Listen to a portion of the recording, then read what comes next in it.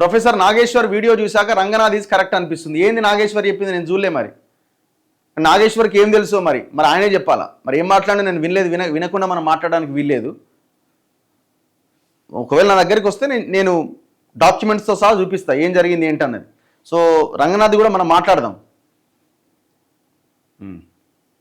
So మీరు అడిగిరు కాబట్టి నిన్న హైడ్రా కమిషనర్ రంగనాథ్ గారు రా టాక్స్ అని ఒక ఇంటర్వ్యూలో మాట్లాడుతున్నాడు. మళ్ళీ దాంట్లో పవన్ కళ్యాణ్ తీసుకొచ్చిండు. సరే యాంకర్ క్వశ్చన్ అడిగిండు, ఆయన చెప్తున్నాడు. దానికి మళ్ళీ స్క్రీన్ వేసి ఇది ఎఫ్టీఎల్లో ఉంది, ఆయన ఓన్లీ ఫెన్సింగ్ వేసిండు, మేము ఆల్రెడీ మొత్తుకుంటున్నాం, నువ్వు నాతో చర్చకు రా, మీకు దమ్ముంటే నాతో డిబేట్కి రా, ఆడికిడికి పోవడం అవసరం లేదు, నాతో డిబేట్కి రా, నేను నిరూపిస్తా. లేదు మనం గ్రౌండ్లోకి వెళ్దాం, ఏది చెరువు దగ్గరికే పోదాం. అసలు ఎంత బాగా కవర్ చేస్తుందంటే పవన్ కళ్యాణ్ని. ఇందులో సరే పవన్ కళ్యాణ్ పక్కన పెట్టండి, మాట్లాడదాం. ఇందులో ఆ టోటల్ ఇంటర్వ్యూలో ఒక భయంకరమైన స్టేట్మెంట్ ఇచ్చిన మీరు గమనించాలి. లక్షల ఇల్లు కానీ ఇంకోటి కానీ కబ్జాలు కూలగొట్టేటప్పుడు ఒక 10 మంది బలైపోతారట. ఒక 1,00,000 జరిగితే ఒక 10 మంది బలైపోతారట. ఎట్లా అదెట్లా? అదేమన్నా వంటనా ప్రయోగం చేయడానికి?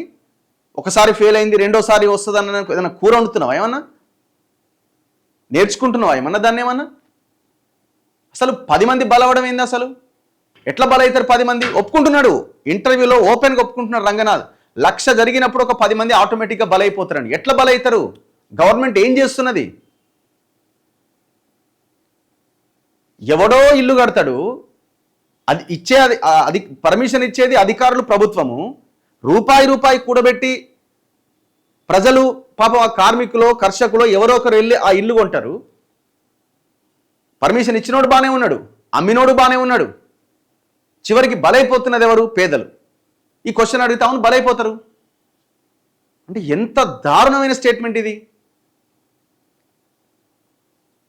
టోటల్ ఆ ఇంటర్వ్యూలో ఆయన ఏదో గొప్పగా నేను ఇంటర్వ్యూ ఇచ్చిన అనుకున్నాడేమో కానీ మొత్తం అడ్డంగిరికిపోయింది అలా. మొత్తం ప్రజలకి మీ ఆలోచన విధానం ఏంటన్నది ఎక్స్పోజ్ అయిపోయింది.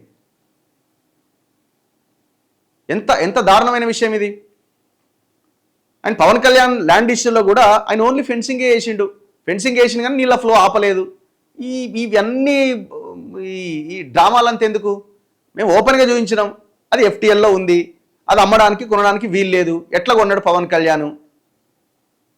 చెరువులో 3 రకాల పట్టాలు ఉంటాయి. చెరువు సర్కారీ శిఖం పట్టా ఉంటుంది, సర్కారీ అదే మన శిఖం ఎక్సాల్ పట్టా ఉంటుంది, అండ్ రెగ్యులర్ పట్టాలు ఉంటాయట. మరి అది రెగ్యులర్ పట్టానా? రైతుల దగ్గర నుంచి పవన్ కళ్యాణ్ కొన్నాడట. ఇది కూడా తెలియకపోతే ఎట్లా నీకు? రైతుల దగ్గర నుంచి పవన్ కళ్యాణ్ కొనలే, రైతుల దగ్గర నుంచి ఒక ఆయన జీపీఏ చేసుకున్నాడు. ఆ జీపీఏ చేసుకున్న ఆయన దగ్గర నుంచి పవన్ కళ్యాణ్ తీసుకున్నాడు. పవన్ కళ్యాణ్ చేసుకున్న సేల్ డీడ్ కూడా రాంగ్, తప్పు. అమ్మిన ఆయన ఉన్నాడు, కొన్న ఆయన లేడన్లా. దాని గురించి చెప్పావు. అసలు ఇదంతా పక్కన పెట్టు. 10 ఎకరాల భూమి నేను 10 ఎకరాలు కొన్నా. ఆ 10 ఎకరాలు ఏం చేస్తా? 10 ఎకరాలు మ్యూటేషన్కి అప్లై చేస్తా. 10 ఎకరాలు మ్యూటేషన్కి అప్లై చేస్తానా? 3 ఎకరాలు ఒకసారి, 3 ఎకరాలు ఒకసారి, 3 ఎకరాలు ఒకసారి, 10 గుంటలు ఒకసారి మ్యూటేషన్కి అప్లై చేస్తానా? దీనికి ఆన్సర్ ఉందా నీ దగ్గర? ఏ ఇంటెన్షన్ లేకపోతే, అది కబ్జా భూమి కాకపోతే విడతల వారీగా మ్యూటేషన్కి ఎట్లా అప్లై చేస్తా? ఇప్పుడు నా దగ్గర ఒక 10 ఎకరాలు ఉండి ఆ 705 సర్వే నెంబర్ నేను పట్టాదారుడిగా ఉన్నా, నేను ఇంకొకరికి అమ్మాలి ఒక 3 ఎకరాలు, అప్పుడు సబ్ డివిజన్ అవుతుంది. ఆ 705/1 ఏదో అవుతుంది. నేను ఆల్రెడీ 10కి 10 ఎకరాలు నేను కొనుక్కున్నాను నువ్వు అంటున్నప్పుడు, నువ్వు మ్యూటేషన్కి వెళ్ళేటప్పుడు 3 ఎకరాలు సబ్ డివిజన్ ఎట్లయితుంది? దీనికి ఆన్సర్ ఉందా? పోనీ నీ సేల్ డీడ్లోనే హద్దులు ఉన్నాయి. నీ సేల్ డీడ్లో హద్దులు చూసినా కూడా మిగతా సర్వే నెంబర్లను కూడా అందులో యాడ్ చేసుకున్నావు గవర్నమెంట్ భూమిని. దానికి ఆన్సర్ ఉందా నీ దగ్గర? చూపించాలా మ్యాప్? అరే ఇవన్నిటి గురించి మాట్లాడుతున్నాడు, సింపుల్ ఏదో కొట్టిపాడేస్తున్నాడు. మళ్ళీ అంటుండే చిరంజీవి ఫ్యామిలీ నుంచి నాకు ఎప్పటి నుంచో మాకు చాలా దగ్గర సంబంధాలు ఉన్నాయి కాబట్టి కాపాడుతున్నావా? ఇప్పుడు ఆయన సర్వే నెంబర్ 706 అంటున్నారు. 706 సర్వే నెంబర్, దాంట్లో 709 చూపించిండు, 708 కూడా కబ్జా పెట్టిండుగా. మరి ఆయన చూపించిన హద్దులు ఇవి, ఆయన సేల్ డీడ్లో ఆయన చూపించిన హద్దులు. ఇప్పుడు 708ని పక్కన పెట్టి పక్కన ఉన్న సర్వే నెంబర్ 709 అని రాసిండు హద్దు. ఎట్లా రాస్తాడు? అంటే ఇది కూడా కబ్జా అయినట్టే కదా. నేను నిరూపిస్తారా? ఇంకోటి ఏమంటాడు, ఓన్లీ ఫెన్సింగ్ వేసిండట. ఆ ఫెన్సింగ్ ఎట్లా వేసిండు? ఇట్లా వేస్తాడు ఎవడైనా ఫెన్సింగ్ చెరువుకి? అసలు నువ్వు విజిటే చేయకుండా ఆ చెరువునే చూడకుండా నువ్వు ఎట్లా చెప్పగలుగుతున్నావు? చెరువు కట్ట మూసేసిండు చూసినవా? చెరువులో రాళ్ల కుప్పలు ఉన్నాయి చూసినవా?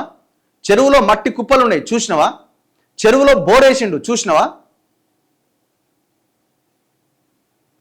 ఇంత ఓపెన్గా ఇంత అడ్డంగా కబ్జా చేస్తే దాన్ని ఏం జరగలేడ.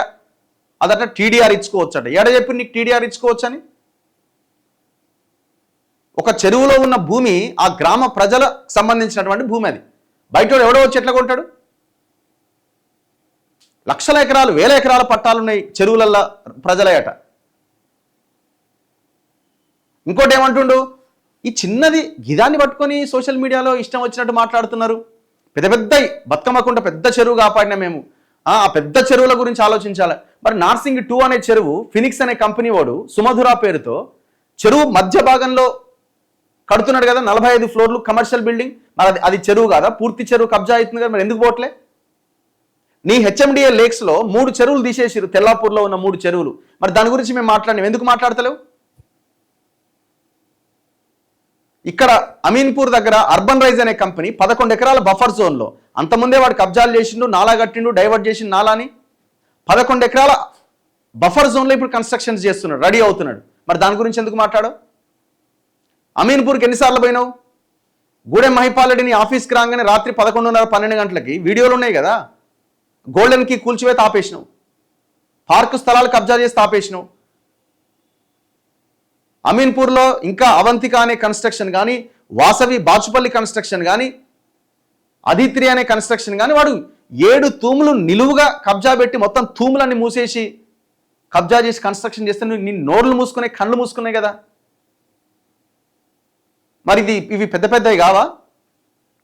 పెద్ద చెరువు అది అమీన్పూర్లో ఉన్నది, బయోడైవర్సిటీ లేక్. అది బయోడైవర్సిటీ, జీవ వైవిధ్యమైన లేక్. అది ఎన్నో విదేశీ పక్షులు అక్కడికి వచ్చేవి. మరి అది మొత్తం నాశనం అయిపోయింది. ఆ డౌన్ స్ట్రీమ్ మొత్తం కబ్జా చేసిరు. పెద్ద చెరువు, దాని కింద ఉన్న బంధం కొమ్ము చెరువు, ఆ నాళాలన్నీ డైవర్ట్ చేసిరు. నాళాల మీద ఆఫీసులు కట్టిరు. ఎక్కడ పోయినావు? చిన్న పవన్ కళ్యాణ్ది పట్టుకొని మాట్లాడుతున్నారని అంటున్నారు కదా. పవన్ కళ్యాణ్ది నిన్న మొన్న మాట్లాడినాం. పవన్ కళ్యాణ్ది మాట్లాడక ముందు 100 వీడియోలు చేసినాం మేము. పోయినావు అక్కడికి, పోయినావు, కానీ కాంప్రమైజ్ అయ్యి బయటకు వచ్చినావు. డిబేట్ నాతో రావాలి, మిగతా వాళ్ళతో కాదు. డిబేట్ నాతో చేయి, నేను అడుగుతా క్వశ్చన్స్ విత్ ఎవిడెన్స్, విత్ డాక్యుమెంట్స్తో ముందు పెడతా. దమ్ముందా? ఈడికి రా, ఆడికి రా, ఫాతిమా కాలేజ్ దగ్గరికి రా అని అంటారంటే ఎందుకన్నారు? ఫాతిమా కాలేజ్ ఎందుకు గూలగొట్టావు? ఫాతిమా కాలేజ్ కూడా గూలగొట్టాలి కదా. అవసరమైతే ఆ స్కూల్ని ప్రభుత్వం టేక్ ఓవర్ చేయాలి, విద్యార్థులకు ఇబ్బంది లేకుండా కూలగొట్టాలి, చెరువుగా పడాలి. సింపుల్. ఒకవేళ ఆ స్కూల్ కదా అని వాళ్ళు ఏదైనా ట్రస్ట్ పేరుతో నడుస్తున్న స్కూల్ జెన్యున్గా నడుస్తున్నప్పుడు గవర్నమెంట్ ఆల్రెడీ గవర్నమెంట్ బిల్డింగ్ ఏదైనా ఇవ్వాలి, గవర్నమెంట్ డబ్బులు ఇచ్చి కట్టియాలి. తప్పేముంది? ప్రజల సొమ్మే కదా, ప్రజల కోసమే కదా మీరు చేస్తున్నది, చేయాల్సింది. చెప్పు, ఈ కబ్జాల సంగతి ఏంది? గీడ మైసమ్మకుంట, కామునికుంట, ఈ చెరువులు, వాసవి కబ్జాలు, అక్కడ పక్కనే అర్బన్ సిటీ, హానరు, సైబర్ సిటీ, హానరు, ఇవన్నీ కంపెనీల మొత్తం భాగవతం అంతా ముందు పెట్టినాం కదా. ఒక్క చెరువు మీద నువ్వు యాక్షన్ తీసుకున్నావా? అండ్ ఇంకొకటి నేను చాలా క్లియర్గా చెప్పిన, ఇగో ఎటుబాయది, దీని సంగతి ఏంది? 55 చెరువులు కేటీఆర్ గవర్నమెంట్ హయాంలో, కేటీఆర్ మున్సిపల్ మంత్రిగా ఉన్నప్పుడు ఈ 55 చెరువులని కార్పొరేట్ సోషల్ రెస్పాన్సిబిలిటీ కింద డెవలప్ చేయమని వాళ్ళ చేతిలో పెట్టిరు. అంటే ఇంటెన్షన్ బయటికేమో డెవలప్ చేయమని, లోపల క్విడ్ ప్రోకో కింద కబ్జా చేసుకోండి అని. ఈ ఒక్క చెరువన్న ఉన్నదా? చూపిస్తావా? ఈ 55 చెరువుల దగ్గరికి పోదాం, మేము పోయినాం. 55 చెరువుల దగ్గరికి పోదాం, ఒక్క చెరువన్న యాజ్ ఇట్ ఈస్గా ఉన్నాయా? ఏం మాట్లాడతావు? ఏం డ్రామాలు ఆడతావు? ఇంకా మేము అసలు ఎవరిని కొట్టం, ఎవరిని ఏం చెయ్యం, తెలియదా మాకు?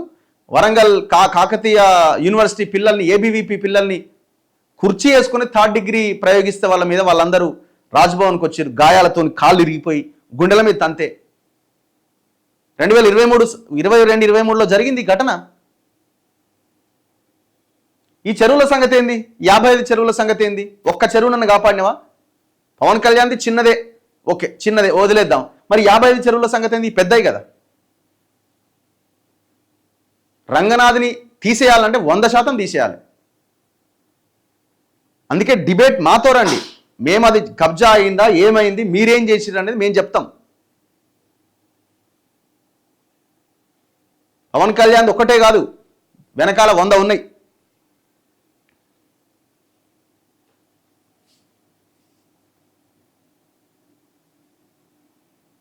ఇగో సేల్ డీడ్ పవన్ కళ్యాణ్ కొన్నాడు అంటున్నావు కదా, మరి పవన్ కళ్యాణ్ కొంటే కొన్నోడు ఫోటో ఉండాలి కదా. ఇక్కడ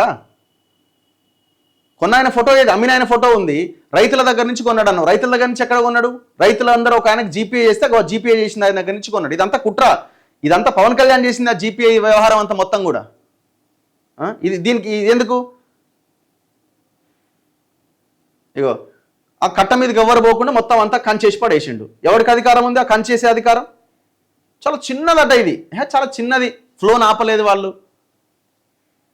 వాళ్ళ భూమిని కాపాడుకోవడానికి ఫెన్సింగ్ చేస్తారు, తప్పేం లేదు. ఇంత ఓపెన్గా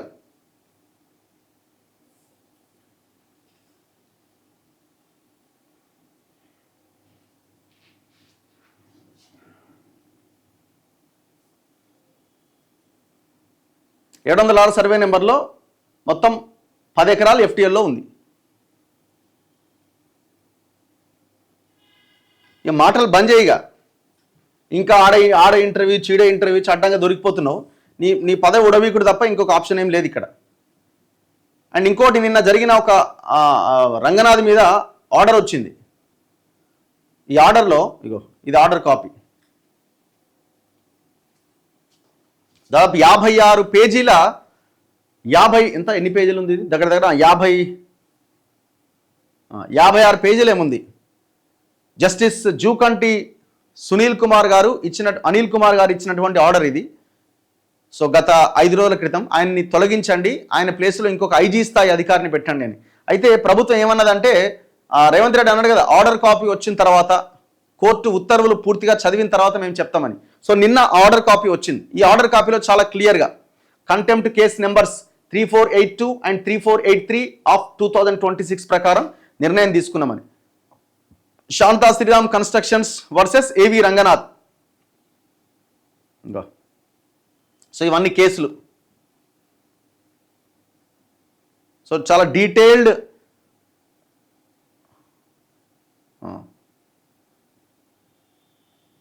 ఇది మొత్తం ఆర్డర్ అనమాట. ఇది ఆర్డర్ కాపీ. ఆర్డర్ కాపీలో ఉన్న థీమ్ ఏంటి అంటే,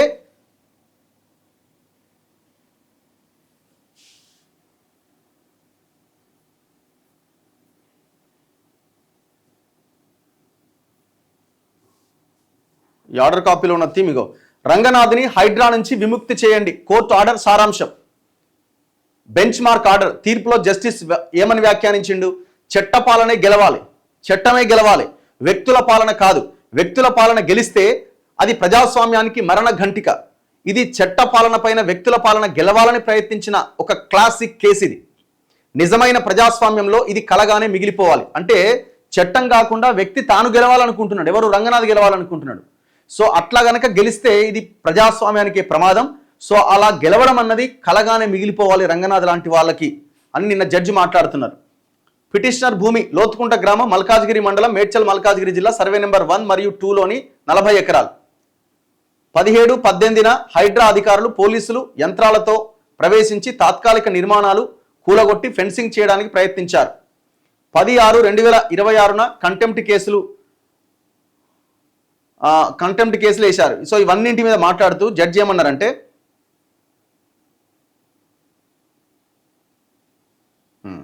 ఇవన్నీ మాట్లాడండి.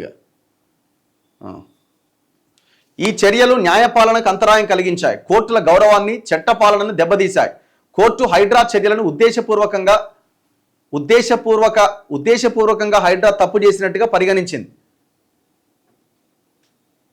కంటెంప్ట్ ఆఫ్ కోర్ట్స్ చట్టం కింద జైలు శిక్ష కానీ లేదా జరిమానా కానీ విధించలేదు. బదులుగా ఈ కింది ఆదేశాలు ఇచ్చింది. ఏవి రంగనాథ్ ఐపీఎస్ను హైడ్రా కమిషనర్ పదవి నుంచి విముక్తి చేయాలి. తెలంగాణ రాష్ట్ర ప్రధాన కార్యదర్శి వీలైనంత త్వరగా తగిన ప్రత్యామ్నాయ అధికారిని నియమించి ప్రస్తుత అధికారి ఎవరైతే రంగనాథ్ ఉన్నారో ఆయన్ని తీసేయాలి. కంటెంప్ట్ కేసులు పైన పేర్కొన్న నిబంధనలతో మూసివేయబడ్డాయి. సో టోటల్గా ఈ కేసులన్నింటినీ మూసేసారు. ఇచ్చిన ఆర్డర్ ఏంటంటే, జడ్జిమెంట్ ఏంటంటే రంగనాథ్ని ఆ పదవి నుంచి తొలగించడం. సో ఇది నేను వచ్చిన ఆర్డర్. మరి గవర్నమెంట్ ఏం చేస్తుంది అన్నది చూడాలి. ఇప్పటికే ఇంకొక కేసులో 10,000 జరిమానా కట్టిండు. 10,000 జరిమానా కట్టిండు. 50,000 జరిమానా కోర్టు వేస్తే, సింగిల్ జడ్జి చేస్తే డివిజన్ బెంచ్కి పోయి, డివిజన్ బెంచ్కి వెళ్తే డివిజన్ బెంచ్ ఏమన్నదంటే 10,000తో సరిపెట్టండి అని 10,000 జరిమానా వేసింది. జరిమానే కదా, తప్పు చేసింది కాబట్టి. మొన్న ఒక కేసు అయింది శేరిలింగంపల్లిలో, మొన్న ఆర్గ్యుమెంట్ జరిగింది. జడ్జి మా సోదర సహచర జడ్జి చేసిన రంగనాథ్ని తొలగించాలి అన్న నిర్ణయం సరైందే అని చెప్పిండు ఆ జడ్జి కూడా. ఆయనకు ఎదురైన అనుభవం ఏంటి ఆ జడ్జి గారి కంటే, ఒక సుధారాణి అని శేరిలింగంపల్లిలో ఒక ఆమె హైడ్రా నా భూమిలోకి ప్రవేశించి ప్రహరీ కూడా కూల్చేసింది అని కోర్టుకు పోయింది. కోర్టుకు పోతే కోర్టు అన్నది ఎందుకు గులగొట్టినవా హైడ్రా అని అడిగితే ఎంఆర్ఓ రిపోర్ట్ ఇచ్చింది. ఎంఆర్ఓ మాకు రిపోర్ట్ ఇస్తే గులగొట్టినాం అన్నాడు. చలో ఎంఆర్ఓని పిలిపియండి. ఎంఆర్ఓ వచ్చిండు. ఎంఆర్ఓ ఎందుకు ఇచ్చినవా ఆర్డర్ అంటే, నేను ఇల్లు ఇవ్వలేదు సార్, పక్క సర్వే నెంబర్లు ఇస్తే ఇళ్ళకి వచ్చి గులగొట్టిరు అన్నాడు. ఇదేంది ఇది, ఇంత దారుణంగా ఎట్లా గులగొడతారు? సో అప్పుడు మళ్ళీ జడ్జికి మళ్ళీ కోపం వచ్చింది. ప్రతి వాయిదాకు ఎంఆర్ఓ వచ్చి ప్రత్యక్షంగా హాజరు కావాలని ఆర్డర్ ఇచ్చిండు. తీర్పుని వాయిదా చేసిండు. ఎంత అన్యాయం అది. ఇప్పుడు తహసీల్దార్ ఒకటి ప్రభుత్వ భూమి అని చెప్తే వీళ్ళకి తెలివి లేక, సబ్జెక్ట్ లేక ఇంకో సర్వే నెంబర్లకు పోయి ఊరగొట్టిరట. మేము మొన్న అమీన్పూర్కి పోతే ముఖీం అని ఒక ఆయన ఇల్లు ఊరగొట్టిండు. ఆయన ఇల్లు కూలగొట్టిన తర్వాత వీళ్ళకి ఏం చేయాలో అర్థమైతే లేదు. పక్కన ఇంకో బిల్డింగ్ ఉంది, అది కూడా కూలగొట్టిరు. సగం కూలగొట్టినాక ఇది కాదు వద్దనండి ఇది వద్దనండి మళ్ళీ వెనక్కి వచ్చారు. ఆల్రెడీ సగం కూలగొట్టిరు దాన్ని. మరి అదెందుకు కూలగొట్టిరా అంటే అది పొరపాటు అయిందని అంటున్నాడు. అసలు మీకు ఏమైనా క్లారిటీ ఉందా అంటే ఇట్లా నడుస్తుంది హైడ్రా. వాళ్ళే చెప్తున్నారు అక్కడ ఉన్న హైడ్రా ఆఫీసర్లే. ఇక మొన్న రేవంత్ని సంతృప్తి పరచడానికి ఆడ బుల్లెట్ ట్రైన్ వస్తుందని చెప్పి డిపిఆర్ లేకముందే, ఏది లేకముందే 650 ఎకరాలకు 24 గంటల్లో ఫెన్సింగ్ వేసి పడేసిండు. రేవంత్ని సాటిస్ఫై చేయాలి కదా. మరి ఈ 20 గంటల్లో నేను ఫెన్సింగ్ వేసిన అంటే గొప్ప ఆఫీసర్ అని చెప్పుకోవాలి కదా. ఈ రోజంతా మాట్లాడవచ్చు ఈయన మీద, రోజంతా డే మొత్తం. అందుకే ఇప్పటికైనా బుద్ధి తెచ్చుకొని ఆయన తక్షణం తొలగించండి.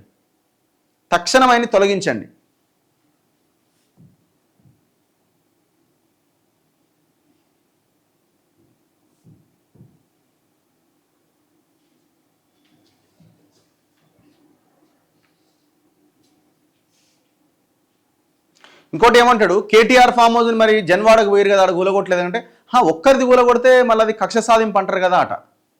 మరి పక్కన పొంగులేడి అది కూడా కూలగొట్టపోయినావు, అది కూలగొట్టి ఇది కూడా కూలగొట్టు.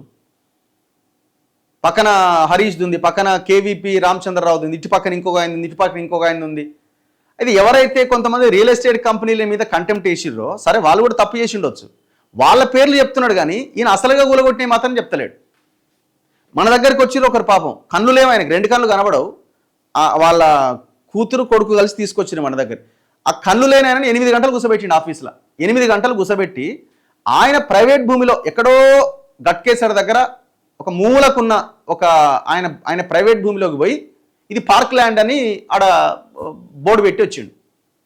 ఏందా కథ అని మేమంతా వెరిఫై చేస్తే ఆడ జనగామ నుంచి కాంగ్రెస్ నుంచి పోటీ చేసిన కొమ్మూరు ప్రతాప్ రెడ్డి మొత్తం ఆడ భూమి ఉన్నది, దానిలో కలుపుకోవాలన్నది ఆయన ప్లాన్. ఆయన కుమ్మక్కైరు ఆ కళ్ళు లేని ఆయన భూమి మీద పడ్డారు. మేము వీడియో చేసినాక మళ్ళీ గప్చుప్ సైలెంట్ అయిపోయింది. మళ్ళీ వాళ్ళు ఆల్రెడీ కోర్టులో కేసు వేసారు. ఇప్పుడు 63 కేసులలో అది కూడా ఒక కేసు. ఇట్లా చెప్పుకుంటూ పోతే ఇట్లా చెప్పుకుంటూ పోతే 100 ఉన్నాయి. మరి నాగేశ్వర్ గారు ఏం మాట్లాడిరో మరి.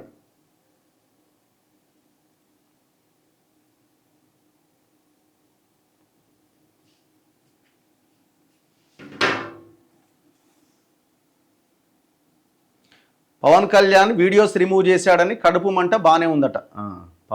పవన్ కళ్యాణే కాదు, మస్తు ఇట్లాంటి దుర్మార్గులు చాలామంది రిమూవ్ చేయించినారు. ఓకే,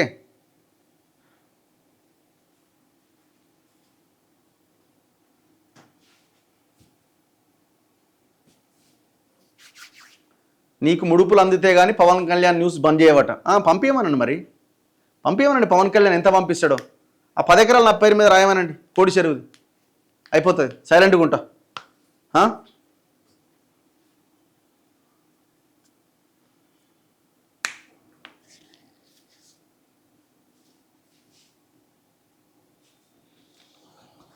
ఇది కథ ఈయనది. ఇంకా ఇంకా దీన్ని అనవసరంగా లాగకు మిస్టర్ రేవంత్ రెడ్డి గారు. ఈ హైడ్రా అనేది మొత్తం అన్యాయం అయిపోయింది దీనివల్ల. నిన్నెవరో కమెంట్ పెట్టి నిన్న చూసిన పాపం ఎంత బాధ అనిపించిందంటే, ఈడ బీరంగూడ దగ్గర తెల్లారి గృహప్రవేశం అండి, పొయ్యి గులగొట్టిండు వాళ్ళని. ఇప్పుడు ఏం సాధించినావు అవన్నీ గులగొట్టి? ఇప్పుడు అవన్నీ గులగొట్టి ఏం సాధించినావు?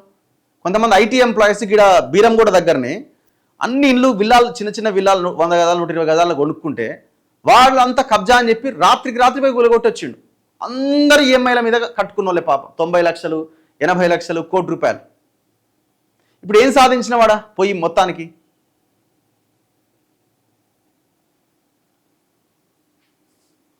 లక్ష లక్ష లక్ష కూలిస్తేనట 10 తప్పులు జరుగుతాయట. ఎట్లా జరుగుతాయి తప్పులు? ఒప్పుకుంటున్నాడు, ఓపెన్గా ఇంటర్వ్యూలో చెప్తున్నాడు జరుగుతాయి, మస్తుగా జరుగుతాయని. ఎవడిచ్చిండు మీకు అధికారం? అసలు నీకేం అర్హత ఉన్నది? నీకు రెవెన్యూ సబ్జెక్ట్ లేదు, ఓ చెరువు ఎట్లొచ్చిందో తెలియదు. అసలు నీది తెలంగాణే కాదు.